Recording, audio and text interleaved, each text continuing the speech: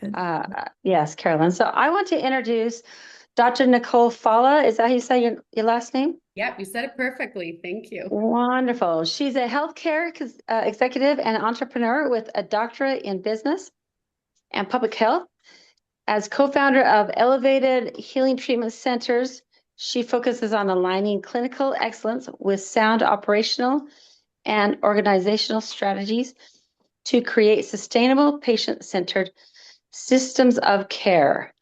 I love that. I'm anxious to hear what you have to say as though all of us on here. So, Dr. Nicole, I'm going to turn it over to you now. Thank you so much. Appreciate the generous introduction. I'm very excited to be here, and I think this topic is just one that is so untapped into because we always kind of talk about the clinicals and demand and how stigmas and mental health awareness are kind of always present but are improving, everything but the and it doesn't sound pretty, but it's the reality. But the business side of things, because it does impact everyone, right? Even if you're not a business owner like I am, but it does, of course. You do want to talk about that balance between business and being viable as a facility, so you can treat patients and also meet the needs of the insurance, because we do in this country have to think about insurance because that's how it's structured, right? So we got to unfortunately make it our business. When I was a hospital executive, I used to tell physicians, hey, it's not cute or sexy having to learn about insurance. I get that, but it behooves you not to. You're really going to struggle if you don't have that understanding of how you're going to get reimbursed and just revenue cycle as a whole. So kind of having that conversation and providing guidance and a little bit of context to people in different parts of the industry out there, including just providers and regular staff in the field, be it techs, or everyone should kind of have an understanding of how it works, because as a business and the balance between that and patient care, so we can be more realistic about how we approach patient care and working in this field as a whole, because I think there are so many challenges right now, so we have to be prepared. With that, I do want to introduce you to our very own Dr. Sebastian Vasilescu. He is our organization's clinical director. Dr. Sebastian, and we'll say Dr. Sebastian because I know his last name is always a challenge for people to pronounce that Romanian last name. But Dr. Sebastian is also adjunct professor at Alliant University's Psychology Department MFT program. So we are very fortunate to have these wonderful insights, and he runs all our programs, our addiction side, our mental health primary. We have separate programs. We don't have it is dual diagnosis, but we don't have the tracks together. So each are very, very important and primary issues in of themselves. And then, of course, our residential. So he's able to kind of support us in all of that. So he will be lending his insights. But I will start us and kind of work through, and then I think after about half an hour of presentation, it'll give us about 15-20 minutes for question, answer, discussion. Please, at any time, if you do have a question, let me know, chime in. I don't know if you guys are on mute or you're not, but if you have a question, put a hand up or however. And I think we'll be able to kind of, and may be able to, ask me directly, or, just let me know. I'll answer any questions you have during the slides. So yeah, I think I can start from here. So we're going to start with the first slide. So as I was introduced, I am the COO of Elevated Healing Treatment Centers. Just to give some context, we are an inpatient and outpatient addiction and mental health treatment center. We are launching our mental health primary RTC. We're located in the Woodland Hills area, San Fernando Valley, in Los Angeles. So a lot of unique nuances in the California region to talk about today as well. So as we first get into the discussion, the big focus of our, or this specific presentation is just kind of the landscape of the treatment industry as a whole. Of course, we're in Los Angeles, so we will talk about the LA treatment landscape. But as a whole, you will see very similar trends in your respective areas, right? So looking at it, as a whole, LA, and I'm sure many of your areas too, are packed with programs, right? Some are great, some are not so much. But we all feel that ripple effect, right? I think it's just getting a lot harder to work with insurers because the industry, unfortunately, and I can certainly speak to the LA area, has been abused for so many years, right? So because of that overcrowding and inconsistent quality, some of the more reputable facilities, like our own, are unfortunately paying that price. And you'll see that in your market areas as well, because of all the brokering. I'm sure you guys have heard of body brokering. It is a real thing, unfortunately. And so many fraudulent programs in terms of, insurance and stuff is kind of almost muddied the water a little bit. So it's made it a little bit challenging to get, insurance approvals, and that's become a big challenge. So, like I said, oversaturation has been driving insurance skepticism. We've been getting majorly aggressive audits, big problem for any business owner, but also for the clients, right? Because they're coming to see us and then their patient access is being cut even more because they're like, oh, our deductibles and everything's met. We can start treatment at ABC facility. Not so easy because the insurance may still not authorize your treatment. And there's a myriad of reasons why. And the other part is when they are being approved, we're looking at much shorter authorizations now. For the first time ever versus getting 30-day authorizations and longer, we're getting 5 days for some insurance policies like HMSA, Hawaii Insurance. And again, it's because of so many instances of abuse where so many out-of-state clients love to come to California. It's a definite break from their environment. And we do have some of the most wonderful programs out here and resources. It's absolutely true. But unfortunately, because so many people have come and they've abused it and don't actually live in those locations, and just to get insurance that pays well, there's all these types of scams. It has made it really, really hard to get them approved for more than 5 days at a time. So these are some of the major challenges. So demand is high, but then the operating cost structure in LA is even more brutal. Can't imagine it's better in Massachusetts or other areas, but it certainly is awful in LA. From rent, which we've seen skyrocket in our areas, to staffing, which I think is a national problem, right? Because we have high demand for MFTs and LCSWs and the rest of them. But then you're very limited in terms of actual supply, right? So it's really hard to find great licensed professionals that are able or willing to be able to work in a treatment setting. And then, of course, compliance is getting a lot more, challenging. So it does make sustainability a challenge even for the most ethical facilities, right? Because it's like, how am I going to balance all these moving parts?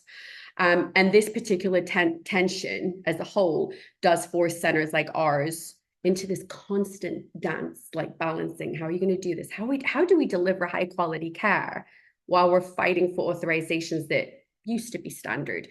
Dr. Sebastian here is in this peril every day. He comes to me and he's like, Nicole, I'll tell him we got 5 days for this patient, so we can't say. He said, but Nicole, he really needs it. We have active suicidal ideation. Okay, well, you have to tell him that he can't, but what am I going to do? Well, the insurance decided because he's been in treatment twice before that they're going to give him 5 days and then they're not going to approve anymore. I mean, it's ludicrous. But unfortunately, these are some of the things we're facing, right? So moving on to the next slide, we're looking at why this conversation matters as a whole, right? And let's just say that if our operations are shaky, right, everything else is going to fall apart. So, clinical excellence is critical, right? But it's going to collapse unless you have those business operations in place. It just isn't going to work. And then those broken workflows, it passes on to the patients. They are an inconvenience, sure, but then the clients start to lose their trust in you when they see that the system isn't running well, like your program doesn't start on time, you don't have an efficient, workaround between your in-person to your Zoom sessions, because so many of us do provide hybrid and Zoom. So that really does destroy the therapeutic rapport. We have so many conversations, Dr. Sebastian and I, where he's like, look, I'm trying to deliver the care, but when they're on Zoom, the engagement is far lower. And then when there's issues with technology too, that makes it worse. So it's definitely very, very important that the workflows are running smoothly and the operations are in place, because that is definitely something that is lost, right? It breaks trust. We have to constantly then prove we're ethical because of the fact that those bad actors have broken the trust of so many of these patients. A lot of them will come to us, and I use the word patients and clients interchangeably, so please don't mind me. It's from coming from a hospital background to mental health as well. In an outpatient setting, we use both, more clients, but not to confuse people. One of the issues that we really have in California, and certainly the LA area, is that we've seen so many clients that have come from other treatment centers, and then they finally feel like, hey, we're in the right place, we're happy, but there's that broken trust because they've really been just, they felt like they were running through a mill and they were just kind of used for their insurance, and just it's been so ugly when they come, they feel like they have been in a setting in the past and there's no genuine care. So they don't know, is this really different? Is this a different, scenario for us? Do you really care, or is it about the insurance? So it's really hard to prove that legitimacy in a system that's been so abused by others. But our mission and your mission, and every organization in any setting all across America, has to always look at aligning with the business model, so you can carry everything out effectively and be efficient, but also make sure that you're really listening to the patients and making them feel comfortable. Because if payers are going to cut treatment short, for example, it's going to put pressure on you and it's going to hurt the patients. So what are some things that you can do? And you want to think about these things, right? As a therapist, as a business owner, as in all these scenarios, you're going to think, what can we do to make it a little easier? Because they get angry. I'm going off on a tangent, but have to share. I've had clients that are super worthy. They need more care. They need more time. Outcomes have proven that the longer that clients are in treatment, they do better long term, right? But when insurance is cutting them short, and you've got some insurance that when a patient even needs to be in residential, they don't allow it. They're like straight to PHP because it's cheaper. Horrible things like that. Well, they come to us and they're angry, they're hurt. What do you say to a patient when it's like, hey, you've been doing great, but now the insurance is just not going to approve you for any more treatment? I mean, they have a feeling of abandonment. They're already fragile. They're already vulnerable. And the last thing we want as providers is to make them feel like that, even if it's not, our fault or our intention. Perception becomes reality. So while they're healing, you don't want them to fall into this hole of feeling rejected. So it's the worst feeling. And now all of a sudden, we're supposedly the helpers that are doing everything we can. And sometimes a thankless job, right? I'm sure you can all attest to that. But all of a sudden now we're the enemy. Now we're becoming the bad guys. It's like, what? But this is the insurance. It's not us. We don't know what to do. I've scholarshiped so many clients myself just to help them through the transition, because, okay, your insurance is now not approving you. So now you're left out in kind of, in, not to say the streets, but, you're out there and you don't know how you're going to cope and adjust. So there's a lot of things that can be done. And these are things that you guys want to have to, really think about when a client starts. Some of the things that we do is really let them know off the bat, this is a short-term stay. This is, we're bridging, the gap in your life between, initial treatment, detox sometimes, and then stepping down into recovery and going out there, getting a job, getting your life back on track. But it is short term. This is not, treatment should never be looked at as, oh, this is a long-term solution. And, I'm just going to take my time. We have to always think about presenting a sense of urgency. So, sustainability does matter because ethical treatment can't exist, right? If the business can't survive. So you want to let them know all the time. We're here for you. We support you. We've got resources and case management that's going to help you find a job, look for, alignment with good schools, different things of that nature. But it is a short-term stay and you need to be prepared for the next steps. So,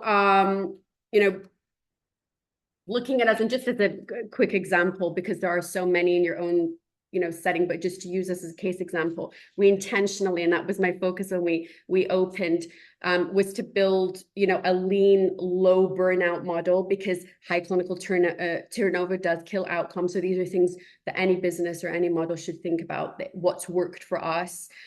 We serve LA and Ventura, but our model does focus on continuity, which is kind of getting rare in today's insurance landscape, which is sad. That's why we have the inpatient and the outpatient. Oftentimes you'll see organizations that are only outpatient or only inpatient. That's fine, but that way we can ensure that the continuity of care from the beginning is there for our patients. So when they come in, they're at the beginning and they're very vulnerable and they're in the residential level, they still get to see us and work with the same therapist and the same team when they step down, and then they step down again and then they're out. So it just helps. And I think I would definitely advise that for anybody in the space to kind of want to, to be as if you're able to, as involved as possible and provide all those levels of care. If you can't, obviously resources so you can support your clients through the whole journey.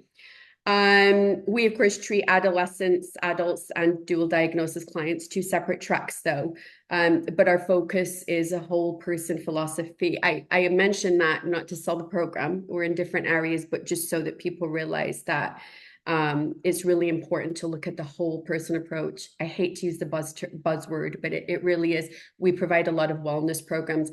I think all the programs that we've seen in different companies that do have that variance in their offerings, always the clients are a lot happier and they tend to stay longer in treatment and have better outcomes. So having that approach has always been on the forefront of our focus at Elevated. Yes, they have their group therapy. Yes, they have their psych appointments. Yes, they have their individual therapy, their evidence-based, sessions. But we also have art therapy every single day, and it works, right? We also have sound baths. We also have music therapy. We also have Reiki, yoga. The balance really does work.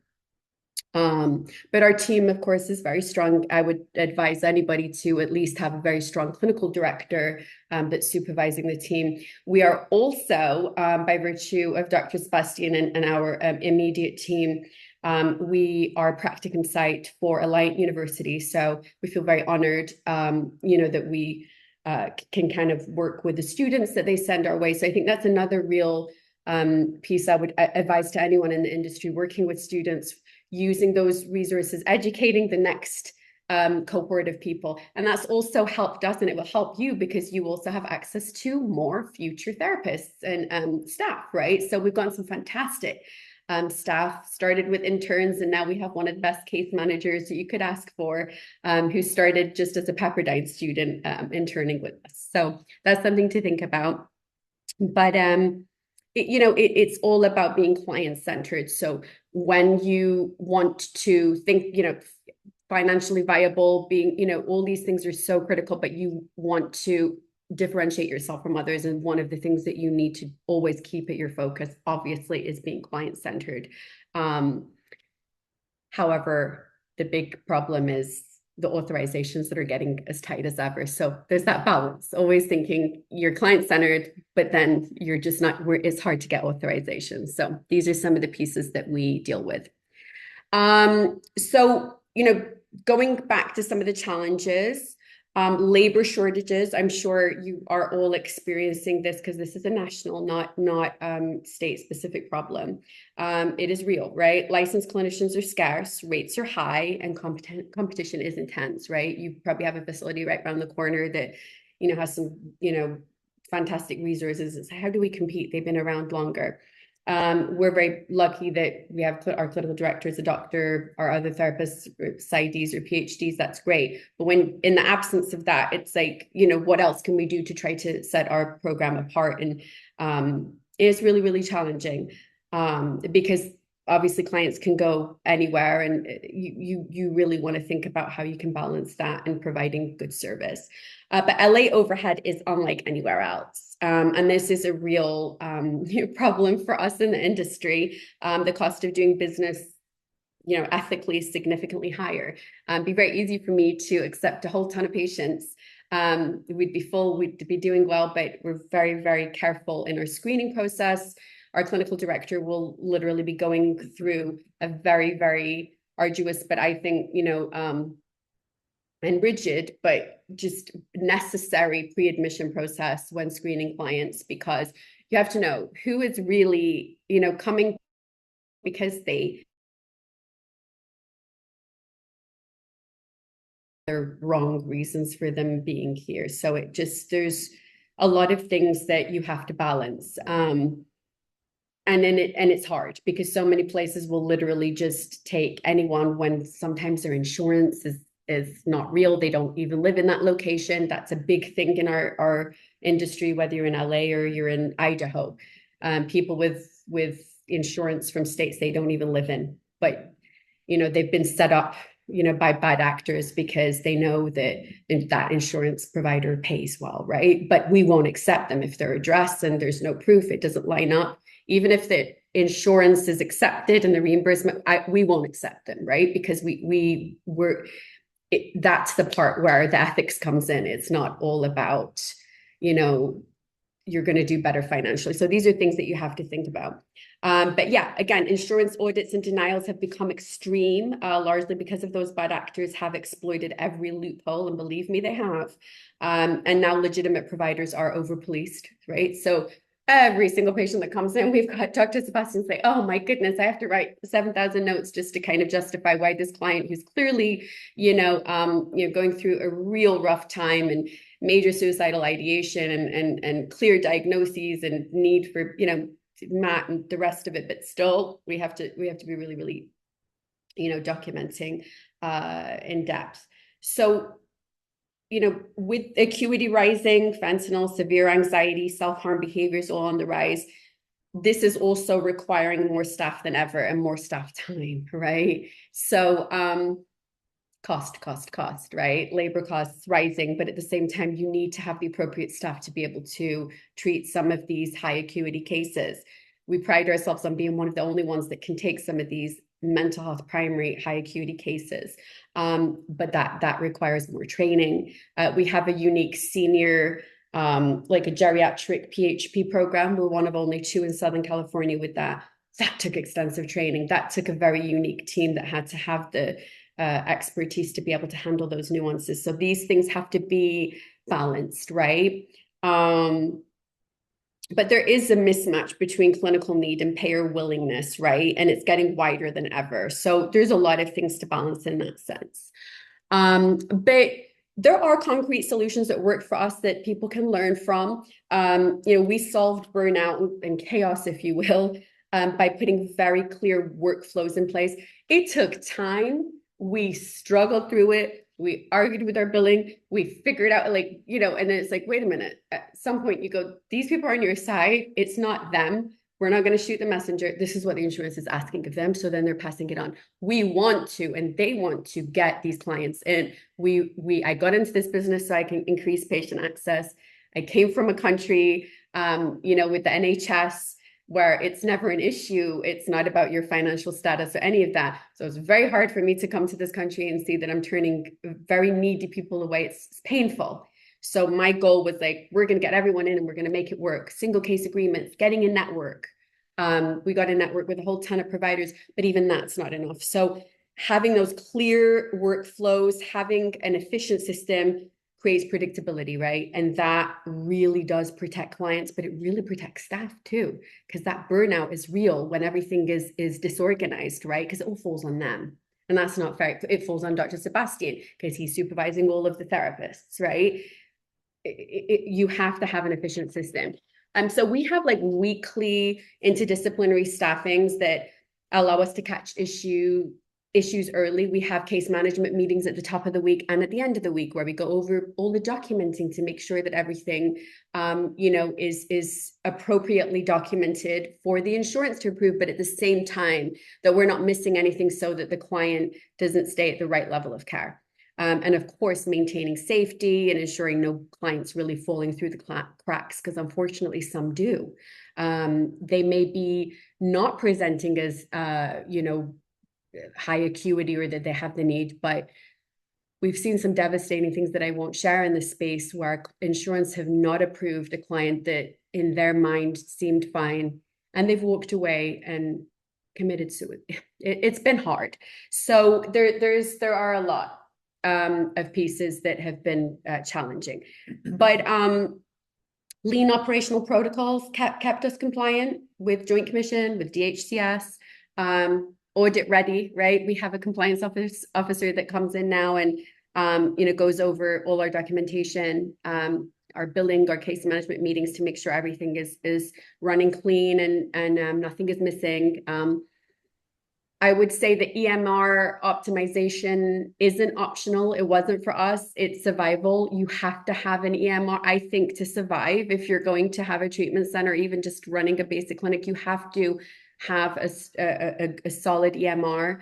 It doesn't matter which. It doesn't matter at all, but you want an EMR that, your staff are trained on and are able to use. It obviously has strong workflows and templates and built for your admissions and discharges, but it's absolutely necessary in an insurance climate today. Without that system, and you're going to really struggle and get audited all the time. URs are going to be a nightmare without it. So you just have to optimize your EMR. You have to have an EMR, no paper charting anymore. It's necessary. But these strategies helped us remain ethical without going bankrupt. Hopefully we won't get there ever, but it's something that more treatment centers just need to kind of talk more honestly about, right? Just making sure that you are strategic while you're putting together your systems, right?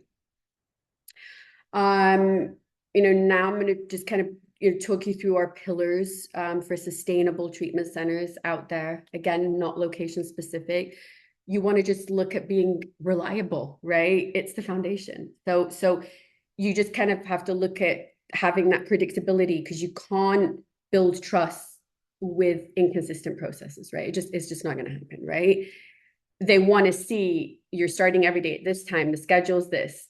Clients get very dysregulated if they all of a sudden see a schedule change, even if it's a positive one. And we're getting, this week, we're doing, we have a unique facilitator that's coming in for a special guest appearance, or we have a different yoga instructor because one's out, they're like, wait a minute, the schedule's changed, so they want that consistency. And it's really, really important that you provide it as a provider, as a clinic. You have to kind of have that consistent process in place. And a trauma-informed culture does matter at the organizational level. It's not just the clinical level. So you want to think about that, because staff need that psychological safety too, right? It's necessary for them to feel, engaged and happy every day. But data keeps us honest. We are always running through length of stay with clients. What does that look like right now? Attendance, we're pretty tough with that, because the clients also need to have structure. They need it. It's like, I hate to compare clients to children, but with my own daughter, it's like they crave the structure, especially when you're going through recovery. You need to have deadlines and times, and because it's the one thing sometimes that's keeping you from relapsing or going down, to a darker place again. But it keeps us honest. So making sure that we look at our KPIs, length of stay, attendance, cancel rates, audit readiness, right? Compliance. You can't manage what you don't measure. So measure. It's really, really critical. Accessible leadership is another huge one.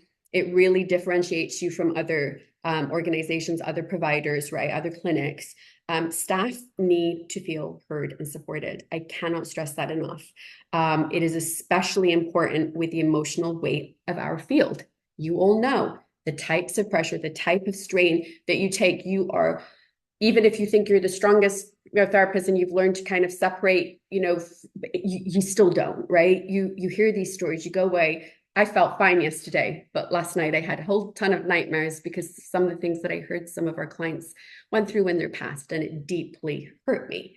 We're humans. We have probably more empathy than most in other fields because we're in this field. So just, really thinking about that is critical. You have to make sure your staff are feeling supported because they're a lot of times just feeling that emotional burden from all they do. But these pillars, they're not nice to have, right? They're necessary. They're necessities, should I say. They're the only thing that, or one of the key things that allow ethical centers to survive when all the other ones, yeah, they'll cut corners, they'll make a whole ton of money, a lot more than us in the short term, but in the long term, they won't last, they'll get investigated, they won't, they're not serving clients, right? So while they collapse, you just continue doing things the right way. Maybe you're not taking every client that way, but you're doing the right thing.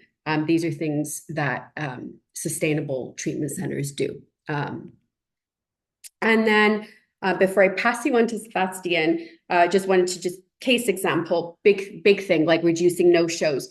Big piece of outpatient treatment, right? Because when they're an inpatient, they're essentially where they're housed, right? And you're monitoring them 24/7, for their safety. But by the time they step down, there's an understanding, also legally that they are now a lot more autonomous. They're able to, and they're supposed to be able to transport themselves, come to treatment without being as heavily monitored. Medication, you have to be monitored. We work with them, but ultimately when they leave your treatment, even if it's 6 hours a day, 5-6 days a week in PHP, there's a lot of, they're independent now. You can't, watch everything. So, there's reducing the no-shows as a problem on the outpatient side, because it's how do you get clients to want to wake up when they're going through so much depression and anxiety oftentimes, or cravings, right, for substance. How do you get them to wake up and then show up every day at 9 a.m.? It's a lot. So there are a number of things that you can do, but this industry standard is around a third where they're not showing up, or if they do show up, they're showing up late. So you have to kind of, ring that home. Sebastian is constantly having that conversation with the clients. Yes, you can Zoom in on some sessions, but you need to be in person. You need to start thinking about, for your own recovery, this is a very basic thing. If you can't show up on time, if you can't come at least X amount of required days, then how are you going to really progress through your recovery? So, but there are a number of measures that we take to, try to look at how we can improve no-shows. One of the things is transport. It seems like a cost. It is a cost. It's not seems, it is a cost, but sometimes that's the piece that really solves the problem, because a lot of clients don't have the means, or they really struggle with time. So having your program director, your case, your staff, like calling them, hey, or texting them in the morning, we're getting your pickup scheduled for 8:45. You're going to be here. You're going to be ready every day. They not only appreciate it, it works. It does reduce no-shows drastically. We have seen it, right? We've seen it drop from a third, the standard for every company, to less than 10%. Yes, it's doable. Is it hard? Absolutely. But the financial burden of no-shows is worse. And then you can't keep the lights on. You don't have a program to be able to provide other people. So you have to be thinking about things like that. It's also clinically risky. Clients are not coming in, right? Yes, they're not showing up at their own accord, but if you're not somewhat hand-holding and supporting them through that, they're going to fall off. They're going to relapse. They're going to struggle. So after redesigning orientation, adding those welcome calls, adding the reminder texts, all of that, the clients felt more connected, more engaged, and our little challenges, and it's not little, but the big treatment center challenges, the no-shows, did improve. So I think now I'm going to pass you on to Dr. Sebastian to talk a little bit more about, on the clinical side, about reducing staff burnout, something that he has to deal with directly himself as a provider that kind of does it all, but also managing his own staff. you know, and what some of the best things to do and best practices to try to improve something that's never really fun. And then he'll pass it back, and then we'll be ready for questions and answers. Let's see. The biggest thing that I found, at least in this sense, organizational wise and business wise, is documentation that makes sense to clinicians, that covers the basis of what insurances and the organization needs, but is doable. Because a lot of training in school is not the reality of the situation that most clinicians walk into.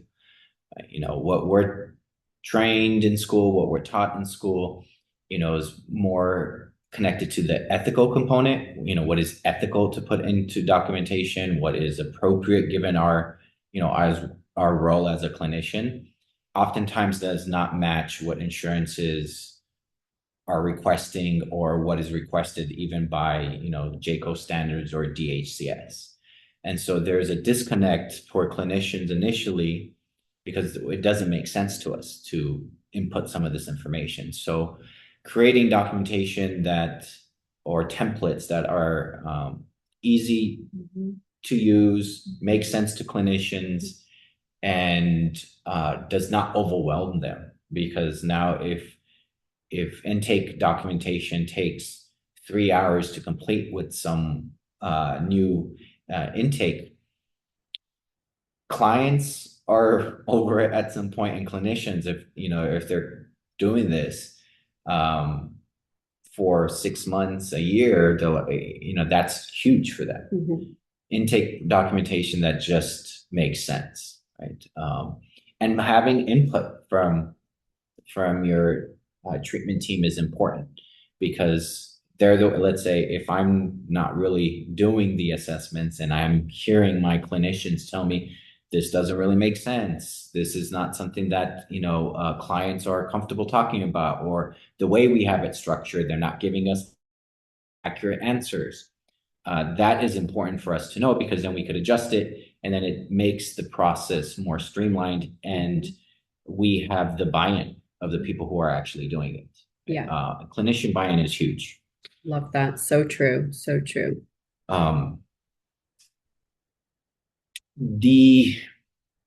I guess the way I look at the kind of operations component is, my mentor mentioned this to me and it stuck with me. It's an isomorphic process, right? So how you supervise, how you interact with your clinicians and your peers, essentially, is how they in turn then interact with clients.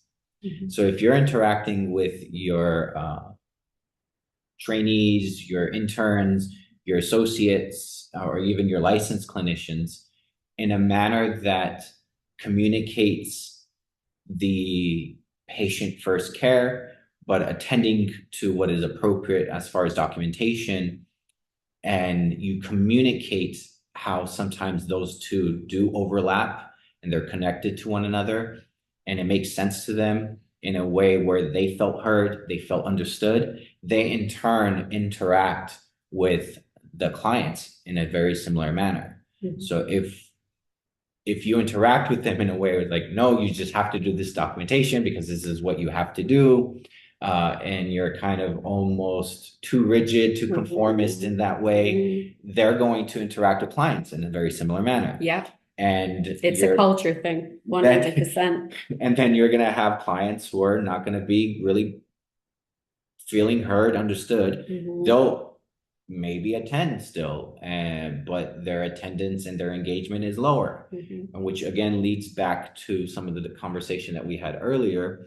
If we keep them engaged, if we keep them, you know, coming and showing up, and not having no shows or follow, you know, having to track them down or get their buy-in consistently, then outcomes are better. Yeah. Right. Yeah. No, it's so true. And less turnover with staff as well. Yeah. So.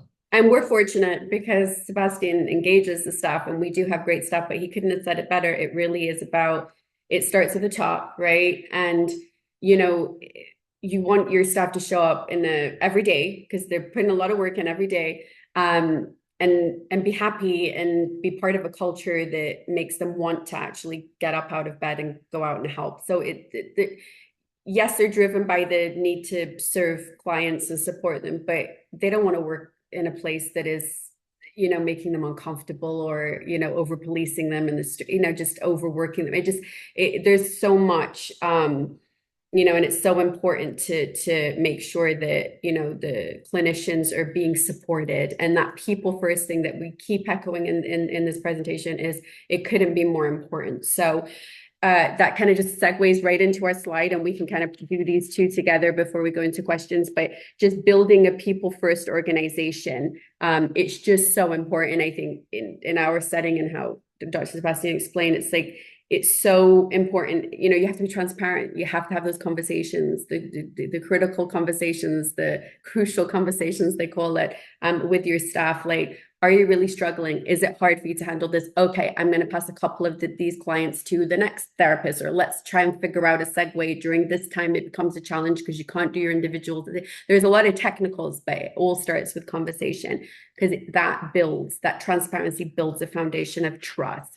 And that frontline feedback, as it says, it is gold. So the people that are closest to the clients are going to see those gaps and going to go, okay, you may feel like the schedule looks great the way it's running, but I'm telling you right now, between 11 and 12, when we have this and that, this isn't working. And then the clients are just not as engaged. And then we're seeing them run out and smoke, and, some of them are leaving. And there are pieces that we get from the feedback from our therapists that help guide us. So you have to have an open mind. You have to lose that ego and be willing to learn from your staff, right? So we're investing in supervisors, and every organization should, because they're setting the tone. So we're lucky that we have a great clinical director. Not everyone's going to be like that, but you have to make sure you're investing in supervisors, because that good leadership is going to trickle down, and it's going to train the next cohort of future leaders. I've had so many therapists that started as associates, and they built, went up the ladder, and now they're doing a fantastic job leading other clinicians. So it's really important that you focus on investing in supervisors. People first culture is not a luxury. It's a strategic advantage in this field. You have to really look at the fact that your people are your biggest investment. They're coming to see your people, your therapists. They're not coming for you. It's great. You've built this nice place. They're coming for your people. So really think about supporting them so they can support you and your clients. It's really, really important, because this industry is plagued by high turnover and poor morale. Be better, right? The final couple slides, just we're looking at, LA specific threats to sustainability, but also I think, national threats are financial and regulatory pressures, right? Insurance reimbursement is the biggest existential threat to ethical centers, is the biggest threat, period, right? We talked about it and mentioned it, multiple sides earlier, but it's really important because regulatory scrutiny has increased. Unfortunately, though, it affects good providers, not just the bad actors. So we have to look at being able to respond to those arduous, painful, high, expectations of, like, you need ample documentation, bureaucracy, blah, blah. You have to be, you have to kind of be prepared. So, obviously, another big problem, rushed admissions, it creates huge clinical and liability risks. So now we've had to be a lot more, as an ethical facility, but still being even more and more, careful when we're screening, because not only, is it a problem when you're bringing in people that are not really invested in the recovery, but the insurance is just going to say no. So it becomes a cost to you as well.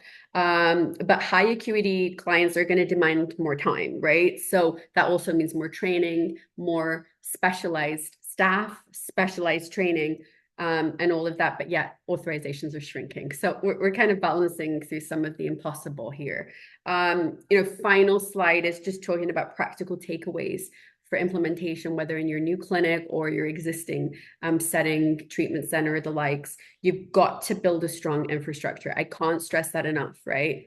Clinically, business side, you have to build a strong infrastructure before you even think about scaling, because otherwise that entire system is going to collapse when volume increases. And I've seen it happen at multiple different organizational levels that I have run. Now I operate my own, but I've been in every setting and I've seen even hospital level. If you don't have an efficient system, you're just throwing fire on it, right? Or should I say, you're just it creates even more chaos. So you want to standardize key protocols that work for your facility, right? That work for your area, your market, and make sure that you have, key systems in place. Obviously, orientation has to be good when you're bringing on staff, crisis response, discharge planning. Can't stress that enough. It makes those outcomes that we talk about, what keyword, predictable. What do we need to be successful, to support the staff and, clients to be engaged? Predictability, predictability, predictability. Leadership development. It is a non-negotiable. If there's anything that you can take from this talk, just stress the importance of, these are the people that are, working with your frontline staff, right? This middle layer is running the everyday operations. Keep them happy, support them, listen to them actively, truly listen to them. And then track metrics relentlessly. Attendance, length of stay, engagement, staff satisfaction, all of that. Payer authorization patterns.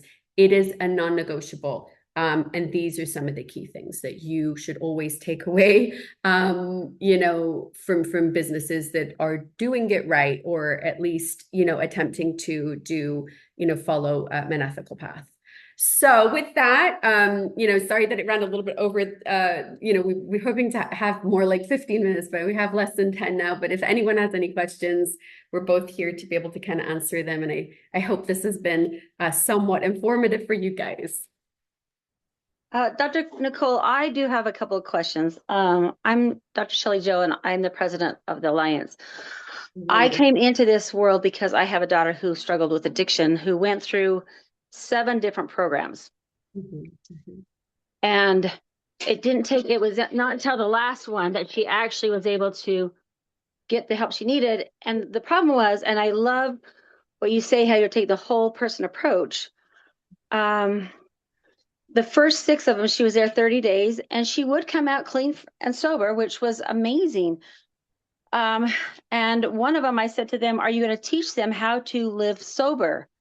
Are you going to teach them how to eat, how to take care of themselves? And they're like, oh, no, we don't do that. And I said, well, if you don't do that, she's going to come back.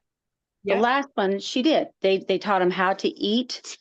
And she actually went 45 days. And so I'm really sad that they're saying only 5, because it takes a lot. It took her 45 days on that last one.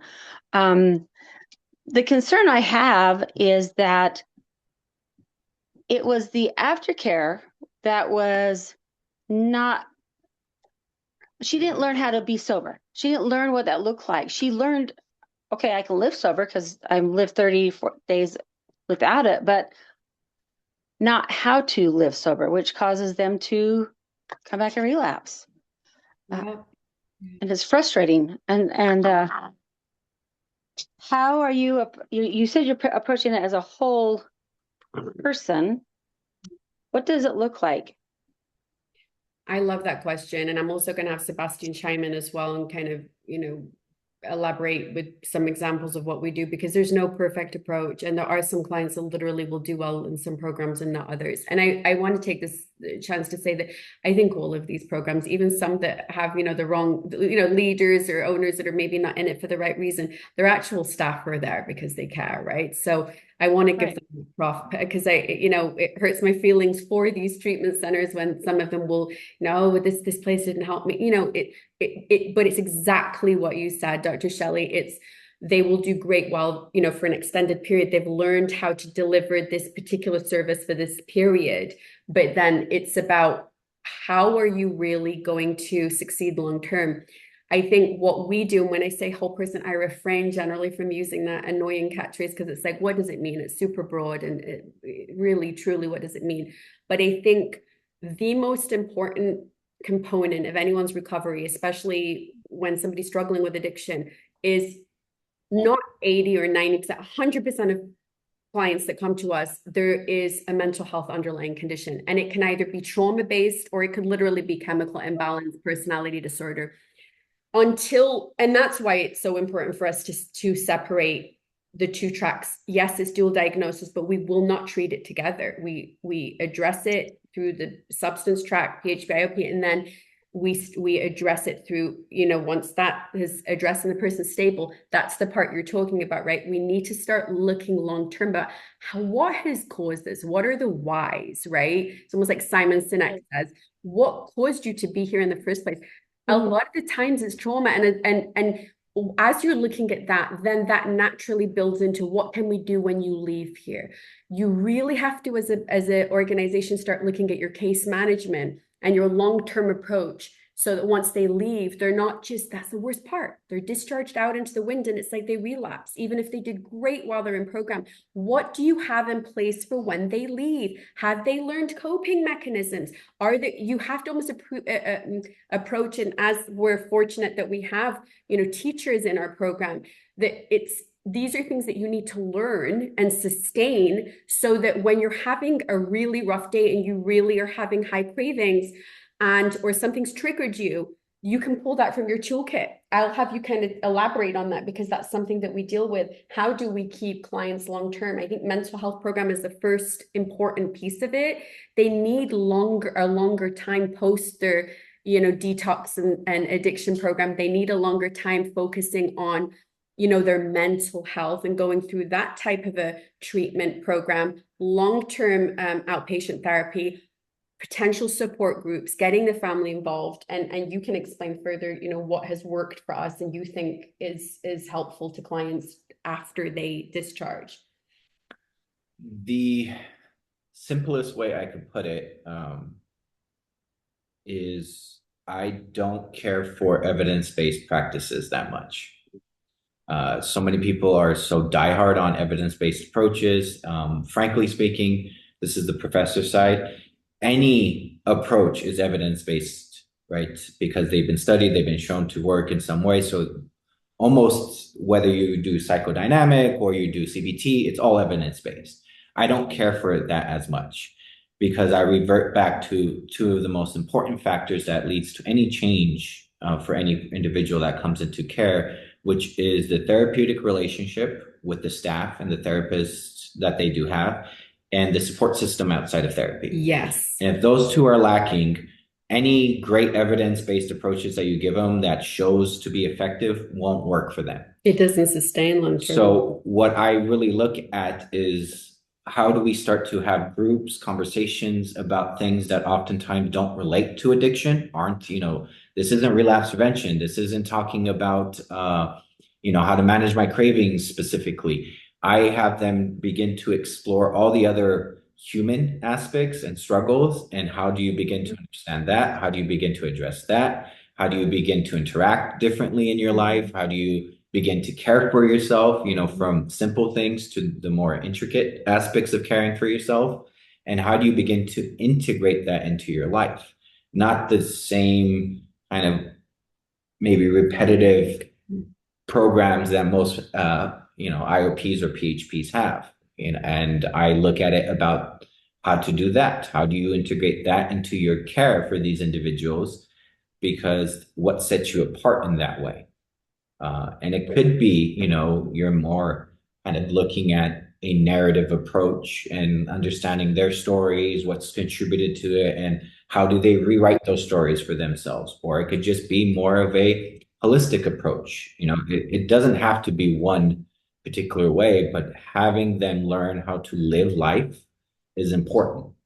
Not so much, just using specific interventions and unlearned skills, box breathing or anything. Yeah. Those are great, but if they don't know how to live life, then they're just constantly having to do that and just getting through it, surviving. Yeah, you have to make it more practical. And we're so lucky that we have the type of therapist that Dr. Sebastian is, and what he espouses with the rest of the team is just what he said and what I said, but practical.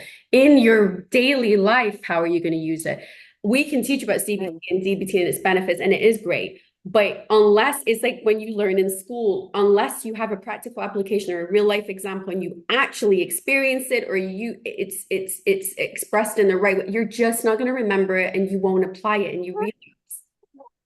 So that practical element and that support group, I could not, stress that more. When we see clients walk in that have parents like yourself, Dr. Shelley, that are there and supporting their child, their outcomes are going to be better long term. It's the saddest thing when we see a client that has all the willingness, but no family, no support. It's almost, you want them to succeed, and they do sometimes, but odds are against them. So having those pieces are the reason why they will be able to sustain past treat or post treatment. So That's awesome. And my hope is that I mean, I get it. It is so expensive to have an addiction program. And for that, I'm very appreciative. The first one that my daughter was in, we had to pay a tremendous amount. And luckily after that, insurance paid for it. Because I don't think no parent should have to take out bankruptcy to help get their kids in a program. Because as a parent, I was willing to do whatever I could to help her. And so my prayer is, my hope for you guys that are in this field, that there can be something, because it does cost a lot of money, and that the insurance will come back and help pay for it better. So yeah, no, I totally agree. And I couldn't, I'm a parent. I get it. I always think about my daughter and I go, my God, like if there's nothing I wouldn't do, right? I would sell everything I own, like if she needed the treatment, but it shouldn't be that. It shouldn't be that you're going, you're losing everything and you're kind of going into the poorhouse just to be able to pay for the treatment.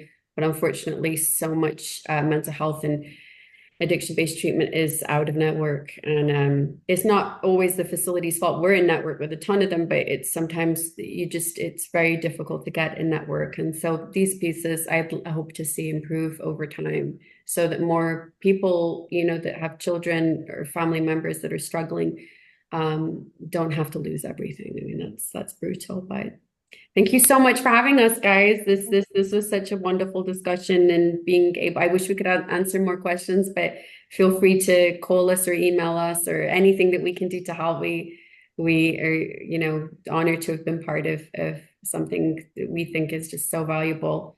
I definitely want to share your resource with more people, so they know that they can tune in and kind of learn more in this space. we want to say thank you for coming, and Thank you. we appreciate you guys on here. We are not going to have a speaker for Christmas, for December, so the next one will be in January. And we're going to have Miss Julia Ross be on, and then we've got January, February, so watch it. You can rewatch the recordings, invite others to watch it. And on behalf of the Alliance, we want to say thank you for joining us. Have a happy holiday. Thank you. Thank you, everyone. Thank you. Thank you so much. Thank you. Thank you, guys. Thank you. Bye.